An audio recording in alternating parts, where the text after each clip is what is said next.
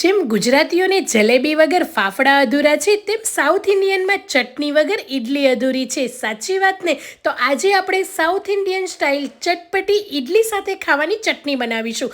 આ ચટણી ફક્ત 5 મિનિટમાં બનીને તૈયાર થઈ જશે, એટલી ટેસ્ટી અને મસ્ત લાગશે. તો એના માટે 2 ડુંગળી અને 2 લીલા મરચાંને રફલી કટ કરી લઈશું. હવે એક પેનની અંદર 1 ચમચી જેટલું તેલને ગરમ કરી લઈશું. તેલ સારી રીતે ગરમ થઈ જાય એટલે 5 થી 6 લસણની કળી, 2 નાના આદુના ટુકડા, કટ કરેલા લીલા મરચાં અને ડુંગળી બધી જ વસ્તુ એડ કરી લઈશું. 1/4 કપ જેટલી દાળિયાની દાળ, 10 થી 12 ફ્રેશ મીઠા લીમડાના પાન, બધી વસ્તુને સરસ રીતે સાતરી લઈશું. 2 થી 3 મિનિટ સાતરી લઈને ઠંડુ થવા દઈશું અને મિક્સર જારમાં એડ કરી લઈશું. 2 ચમચી જેટલું લીલું નારિયેળ એડ કરીશું. થોડા એવા ફ્રેશ લીલા ધાણા, સ્વાદ પ્રમાણે મીઠું, અડધો કપ પાણી એડ કરીને આ રીતે પતલી ચટણી કરી લઈશું. ચટણી આપણી તૈયાર છે. હવે વઘાર માટે ફરીથી 1 ચમચી તેલની અંદર અડધી ચમચી રાઈ, અડધી ચમચી અડદ અને ચણાની બંને દાળ એડ કરીશું. થોડી એવી હિંગ, સૂકા મરચાંને કટ કરીને એડ કરીશું. 1 ચમચી જેટલી ઝીણી કટ કરેલી ડુંગળી અને 8 થી 10 મીઠા લીમડાના પાન એડ કરીને સાતરી લઈશું. બનાવેલી ચટણી એડ કરીશું અને લો ગેસની ફ્લેમ પર ફક્ત 1 થી 2 મિનિટ રહેવા દઈશું એટલે આપણી ચટણી તૈયાર છે. તો